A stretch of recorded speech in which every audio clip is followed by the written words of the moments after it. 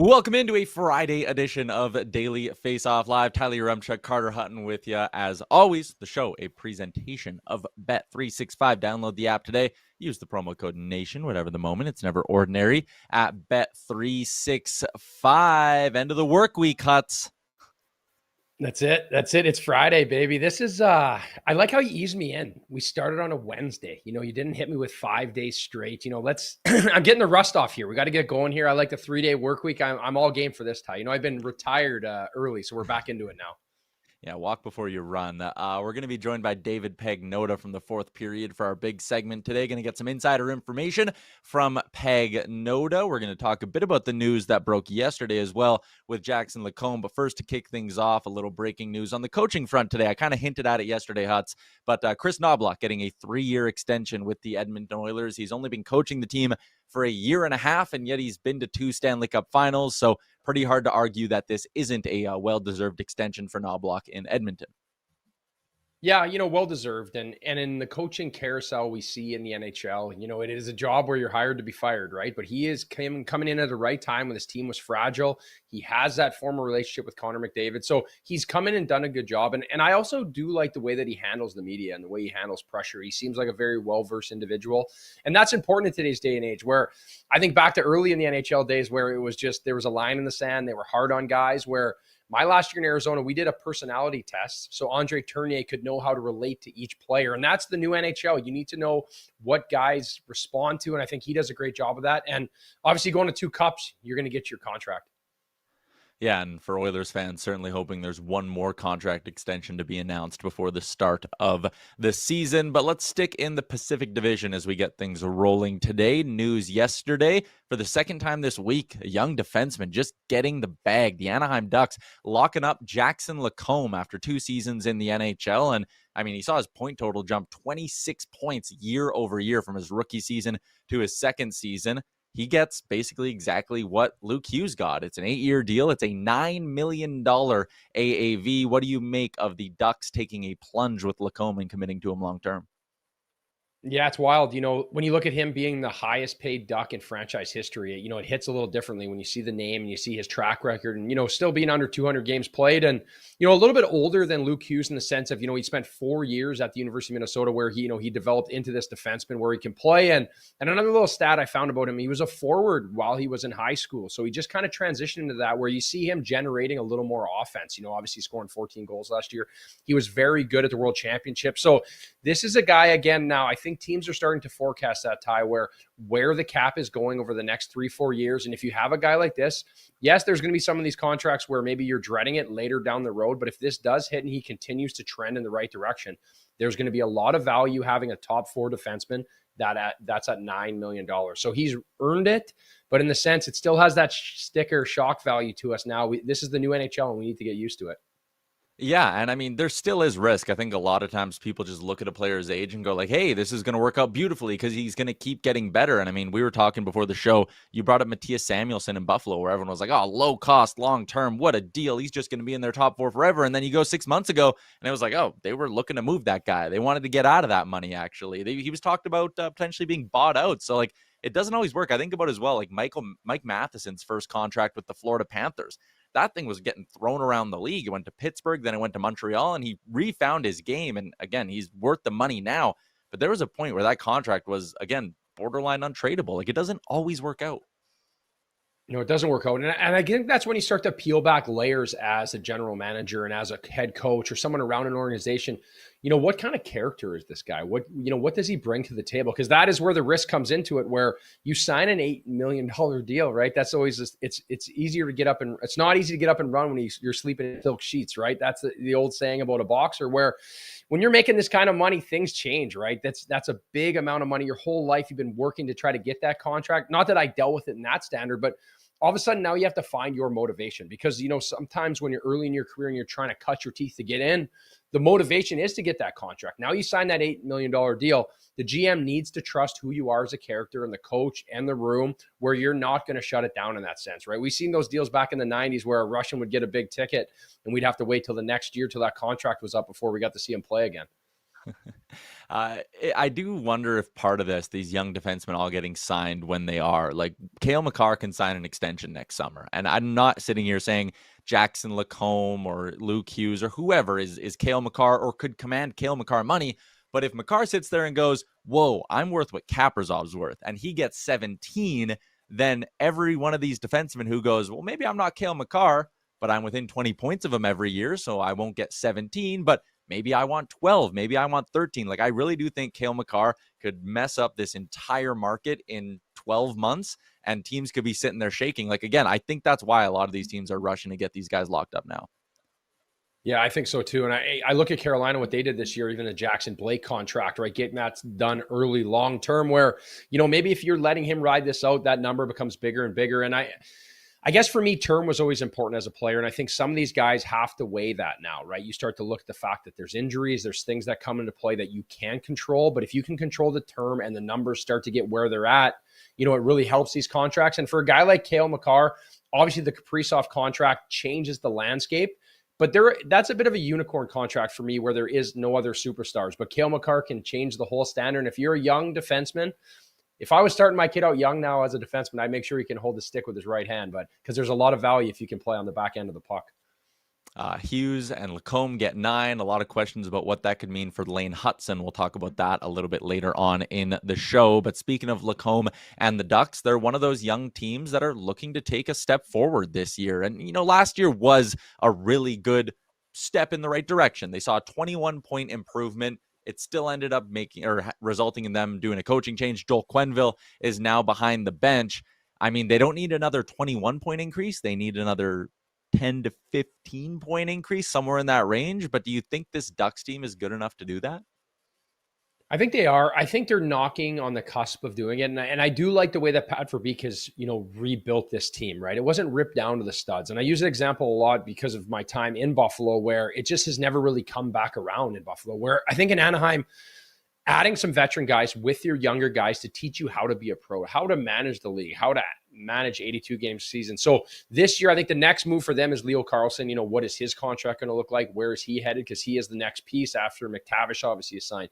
Can Troy Terry bounce back into that situation? Sprinkled in there with the Alex Killorns, the Chris Kreiders, the Trubas, these veteran guys who've been in situations. Killorns won Stanley Cups. He's been around it. So I think there is that factor. And for me, obviously, Lucas Dostal, he has a lot of upside over the last few years. He's been the guy.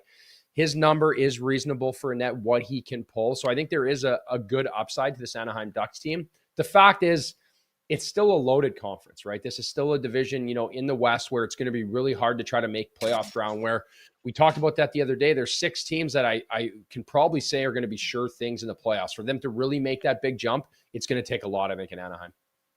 Hutz, we're going to have our first fight as a co-host here, because I'm going to absolutely disagree with you on complimenting the rebuild. It's been 7 years since they made the playoffs. I don't sit here and say, oh, what a good job this Ducks front office did. And I know it hasn't been all Verbeek, but like when you compare it to what Montreal did, and I think Montreal should be the gold standard going forward for how these rebuilds should work.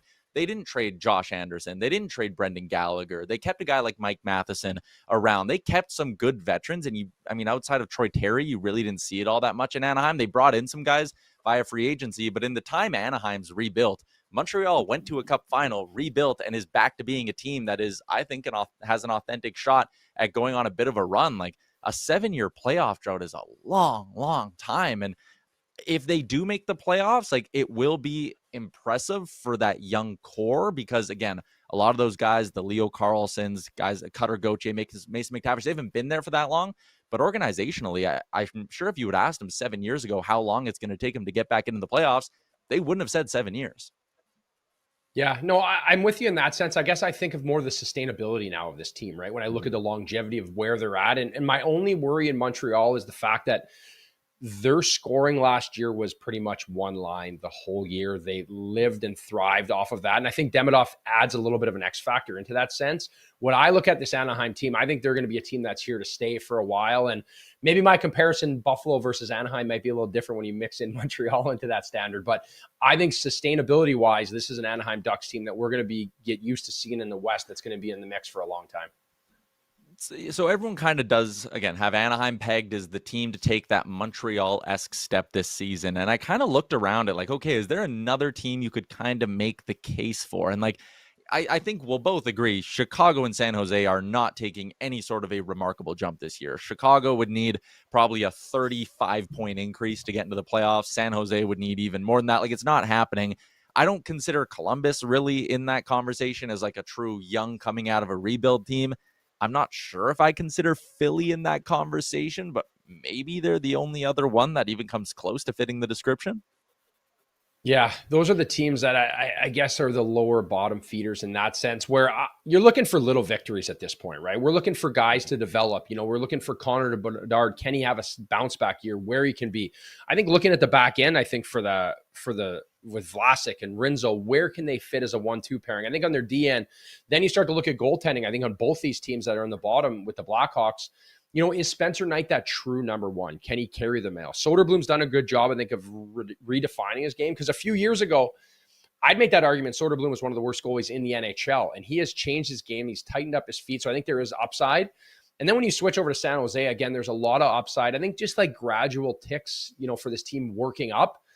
And for the Flyers, I just don't see this team really taking a step forward. I just look at their goaltending. I think you have Earson and you have Dan Vladar, who are good goalies, but who is your guy? Like, who is your guy going to carry the mail? And the Zegras is, yes, I think he was anointed the one when he first came in the league, but he just doesn't have that, that grit in his game, I think, to carry this team. So there is a lot to go off these teams. I think there's lots of young guys. There's a lot of good talent. And there's little victories we can see within the season. But for them taking that big jump to try to be in the playoffs or be a contender, I just don't think anybody's there yet, Ty.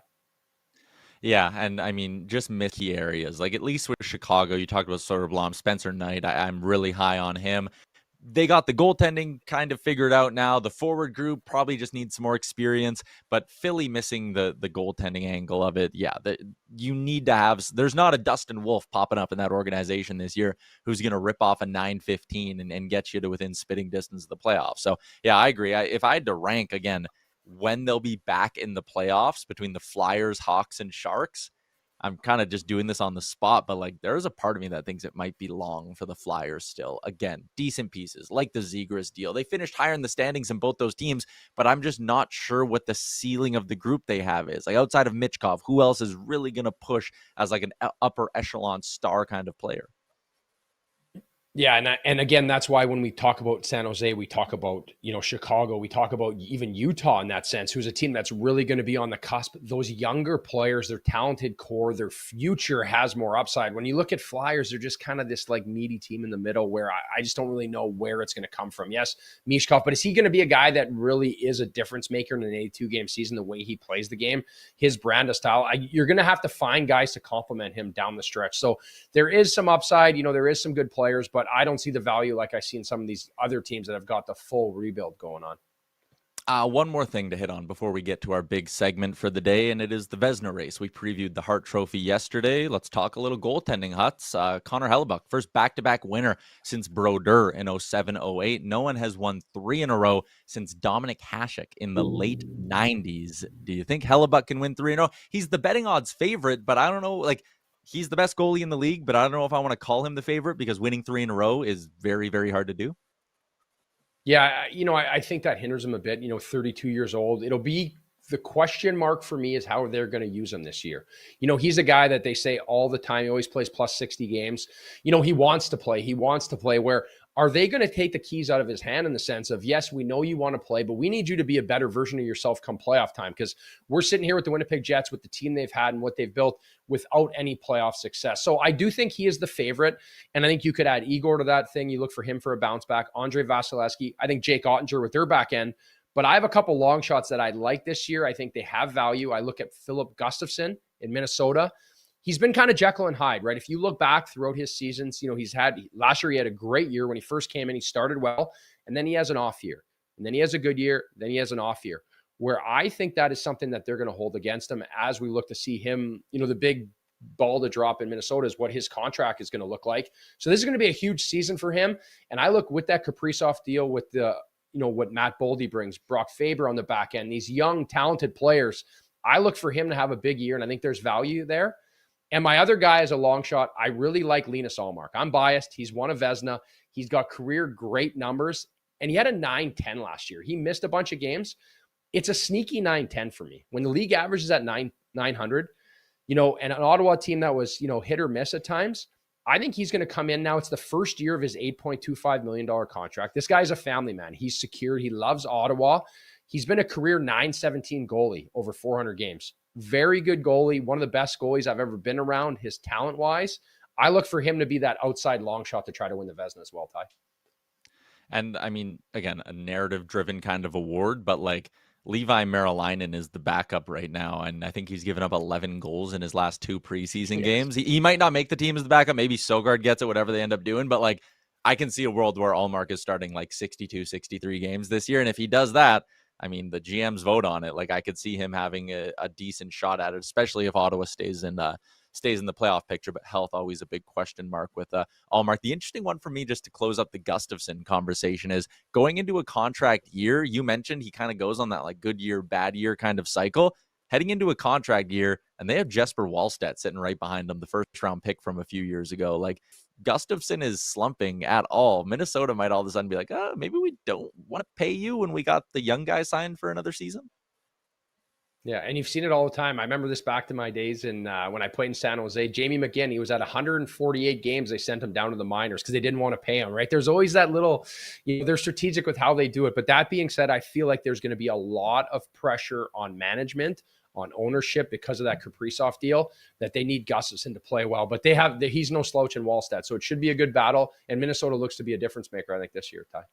All right, full betting odds for the Vezina up at bet365.com. Got a couple other futures bets we'll discuss later on in the show, but for now, let's get to our big segment for the day and bring in Dave Pagnotta.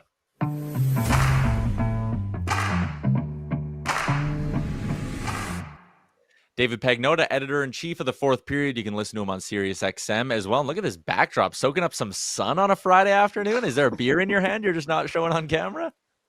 Not yet. I'm taking in the last bits of extended summer as I can here in Toronto. So I'm hoping the next few days are looking good. I'm hoping to soak it in, watch the Jays, and get some preseason action going. I was going to say, are we going to get the Dome open for a Blue Jays playoff game? That'd be something. They should be open all weekend. It's like, I think 25, 26 for the next 5 days. So no excuses. All right, let's talk some hockey. Kaprizov signs his big deal earlier this week, and all of a sudden, these other fan bases are popping up going, what does it mean for my guy? Does it have an impact on the likes of an Eichel or an Adrian Kempe? More on the Kempe side than Eichel. Kaprizov's deal is going to affect the winger market more than anything. And emphasis, it's going to place emphasis to a certain extent on a guy like Eichel because of the top-tier talent that some of these guys are, but it's going to have more of an effect on Kempe, on Tuch, on Kyle Connor, and so on. So the numbers that you started out in the offseason, once you were able to start negotiating, a $10 million ask 2-3 months ago is probably 11 plus now for some guys. I know that in Kempe's case, I know the Kings and Kempe's agent, JP Barry, spoke the other day. They kind of went back at things to have a conversation. But nothing is close. It sounds like this one, barring a significant kind of turn from Kenny Holland and the Kings right now, looks like he may start the regular season without an extension, but he's okay with it. It sounds like both sides are okay with that as well. They want to get a deal done, but it sounds like this one's going to take a little bit of time as of today. So I don't think, again, no panic on any side, but this is a player that's probably going to be hovering around $11 million per year on an AAV if he's going the full term for a full 8 years. So we'll see kind of, where that comes into play. I think Kyle Connor is certainly going to be a leg above that, probably in that 12 to 13 range on a full term contract. And with Jack Eichel, things have been relatively slow for the most part. They've had, back and forth conversations and things like that, but the negotiation process specifically has been a little bit slow right now.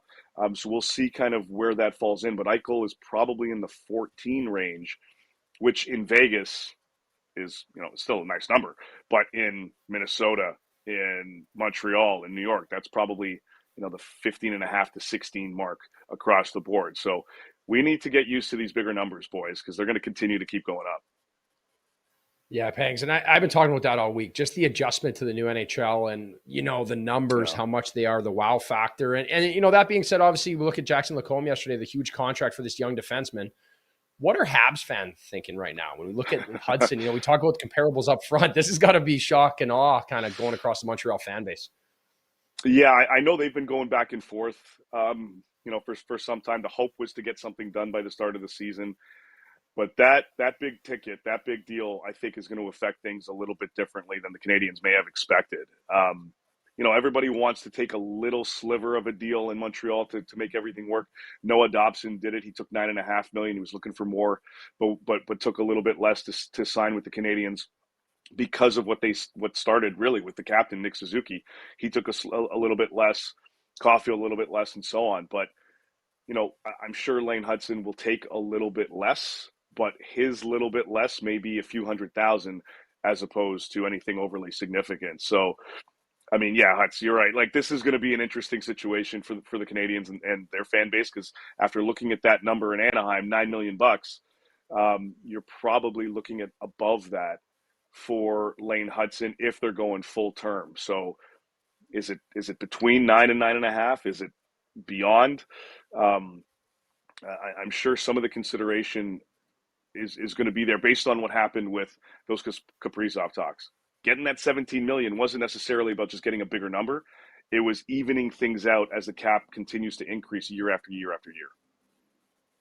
And that being said, right, obviously, GMs are forecasting for the future down the road, what's going to change. And one guy left out right now is Luke Evangelista in Nashville. He's the RFA left. They have $9 million in cap space. So what's the holdup on this? Is it the number? Is it the term? Because I know each player's inside are going to debate on what they want. Yeah, this one, a lot of people are scratching their heads at this one as to why the hell this is taking so long. They had, for most of the summer, tried to focus on a 2-year contract. They started at 3 towards the beginning of the offseason, then migrated to 2 years. But the dollars have just been so off.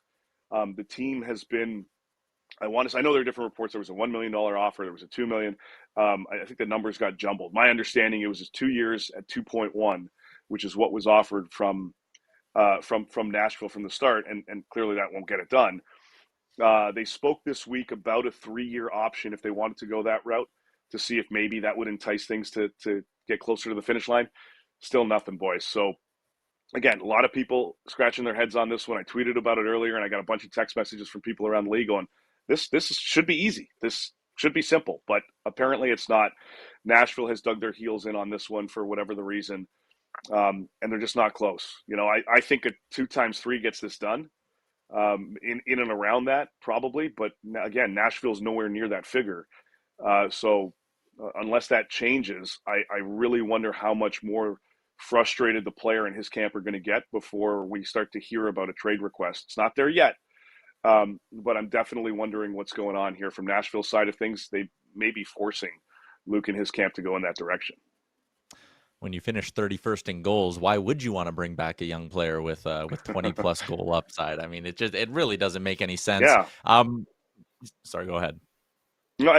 Well, that's the other thing too, with respect to the talent pool that they have in Nashville and kind of like your homebred talent that you've developed. You'd want to kind of keep those kinds of players for a decent amount of time, right? And at least to show that we're grooming our guys and we're going to bring them into the system. And he's going to be part of this group moving forward. Again, just hasn't been the case. So he's back home just outside Toronto and skating and waiting, but he may have to wait a little bit longer here. We got a comment here in our YouTube chat from TageFan7272. You can imagine who they're a fan of, but they want to ask for an update on Alex Tuch, actually. Their question was, how much could he get if he leaves Buffalo? Do you think he's going to leave Buffalo? Is this like maybe a bit of a wait-and-see thing here? Yeah, I think it's more of that, Ty, because, look, he wants to stay. Local product. The Sabres like him. They want to figure this out. But I think the marketplace has shifted a little bit. And a lot of guys were waiting for Kaprizov to lock in and to see what that number was ultimately going to be. I mentioned Kempe's number likely going up. Connor's number has likely gone up. I think Tuch's number as well has likely gone up because of this. And I spoke to a few agents, some that don't even represent these guys, but just across the board, just to get a sense of where the market is right now. And they're saying, well, a lot of teams have to kind of readjust a little bit and kind of just soak in what the new numbers are going to be and decompress from that side of things before, continuing either negotiations or starting negotiations with other players. In this scenario, yeah, both sides want to get a deal done here, but I don't think they're that close to that level, to this point. But with the capabilities of this player, you see the numbers there and what he's able to produce. To get a power forward type that can score 30 plus on a pretty fairly consistent basis, that's going to generate a ton of interest come July if he gets to that point, and I think the Sabres know it. Maybe they don't want to go too far into the season without getting something done here, but this is going to be another big ticket and one of the bigger ones for the Sabres. David Pagnotta going to join us every week on the show, so I'm going to put a metaphorical kind of like gun to your head here. Next time when you join us next Thursday, Connor McDavid, signed or unsigned? Oh, shit. I don't know. I'd just be guessing like everybody else. And Connor's going to wake up and decide what he wants to do. And, it'll be next week. It'll be in 2 months or whatnot. I still am of the belief he signed something.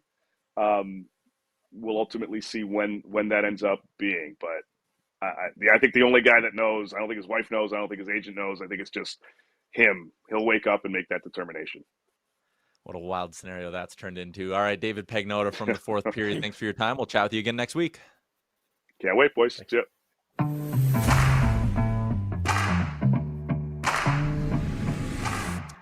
Let's get to our daily Faceoff inbox question, hashtag AskDFO. Before we do that, I need to remind you that you can sign up for the Daily Faceoff Survivor Pool now. Go to dailyfaceoff.com, hit that little Survivor button at the top of the page. The way it works, every Saturday, you got to pick a team to win. You can only pick each team in the NHL twice, so you got to be a little strategic, and you do get 2 lives if you can outlast the other 720 people who've currently signed up, but I'm sure that number will get higher in the next 6 days here. You could win our grand prize of $2,500. It comes in the form of a Visa prepaid gift card, but it's 2,500 bones no matter what. Sign up today at dailyfaceoff.com. Our inbox question, Hutz. I don't know if you saw this. The Tucson Roadrunners put out their alternate jerseys for next season. I have a couple of takes on these. First off, number one, they're beautiful because they're styled in the way of the old Kachina Arizona Coyotes jersey, which I think is great. One of the best jerseys in recent in NHL history. But I wanted to ask you, favorite jersey you wore as an NHLer? Was there a third jersey that you absolutely loved? Or maybe even better, was there one that you hated? Oh, I don't know if I hated anything. I think if I had to say I loved 2 of them, it'd be the Winter Classic one. I wore St. Louis versus Chicago at Busch Stadium. Like, just unbelievable. It's like that baby blue with a little bit of yellow gold.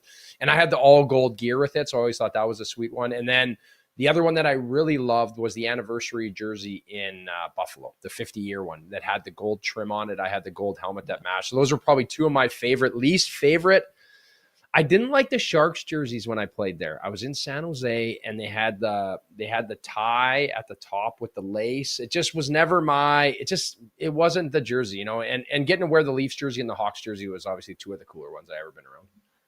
Yeah, you played for the Sharks in that stretch where they were like trying to force orange into their color scheme too, right? And it never Yeah, worked. it was a weird dynamic. I didn't love those ones. But then I do like the Sharks jerseys now. I like where they've gone, but back then I was never a fan of the lace across the neck either. Again, the Tucson jerseys, one thing that's weird, and it's the nature of the relationship, so whatever, but they still have, because they're Utah's American League affiliate, they put the Mammoth logo on their shoulder, and that's got to be tough. If you're a fan going to Tucson Roadrunners games, and it's like, it's almost like dating a girl. She's got her ex's name tattooed on her arm, and you're like, I really got to keep looking at that. Yeah, I guess that's the tradition, right? To have the NHL team on the jersey. I like the jerseys. I like the Kachina jerseys. I loved it. I had a chance to play in Arizona when it kind of transitioned back into them. There's a lot of color base. I do like the jerseys a lot, and I like how teams are modernizing things and they're changing it up. It's not staying stale by any means. And being in the American League, I had some funny jerseys when I played in Rockford.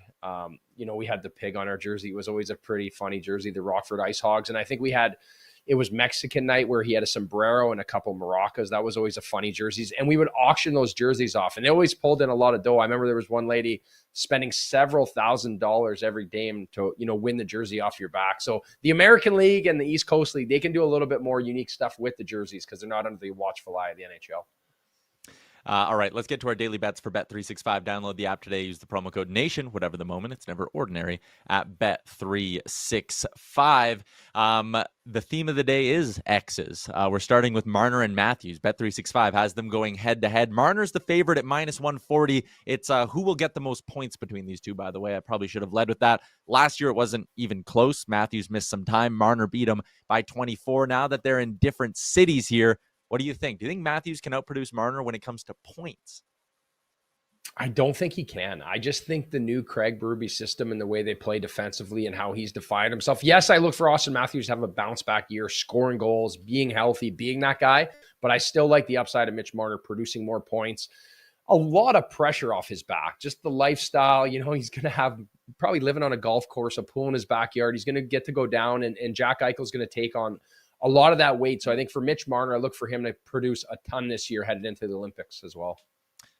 And then the next one we got for you, the nastier split of the two, I suppose, was Pettersson and Miller last year. They're an even pick 'em, -110 on each side. Miller has outproduced him, though, in back-to-back years. Pettersson's probably the one facing more pressure, though, is kind of the only good centerman on that Canucks team. Do you think Miller on Broadway, or are you taking Pettersson in a bounce-back season? I'm taking JT Miller all day here. I just think the way that he's going to bring it every night, being the captain, the bounce back that the Rangers are facing. And Elias Pettersson he's just worrisome to me. It's just a character trait of just being a little bit softer. And I think there's really no fooling anybody anymore. Everyone's going to make it hard on him every single night and force him to come out of his shell and try to produce in that sense. So I look for JT Miller, the grittier of the two from the breakup. So I look for him to bounce back here the most. All right, wrapping up the show with garbage time, as we always do. A spicy affair in the preseason last night between, well, guess who, Florida and Tampa Bay. A.J. Greer did get fined for roughing here on Brandon Hagel, and he takes him with the cross-check, then the stick up high. Maybe that was inadvertent, but when you're throwing punches like that, you kind of lose the benefit of the doubt. I wanted to ask you, like Pat Maroon kind of paraphrasing on the broadcast, but he kind of called this Bush League, and he was like, you need to go do something about this because Greer shouldn't be running around like that. Does this break any sort of preseason code amongst veterans to be taking shots and swinging like that?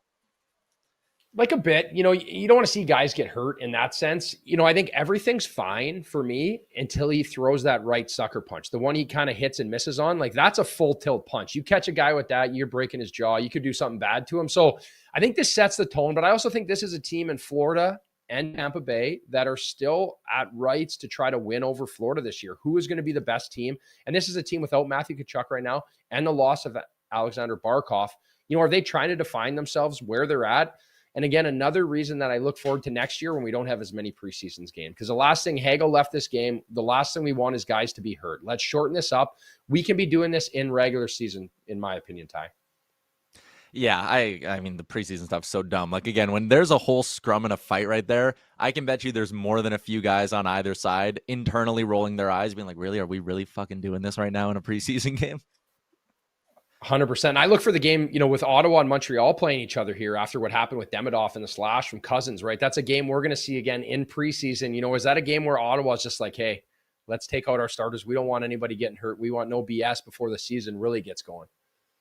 Mercifully, the preseason ends this weekend. Real hockey starts next week. That's a wrap on the first week of season 4 of Daily Faceoff Live. Jeff dropped in a really nice comment, Hutz. He said, Carter is so good, guests aren't even needed. Best Daily Faceoff ever. I would accuse you of commenting as a burner, but I watched you try to copy and paste a link for 10 minutes before our show. You don't know how to operate a burner.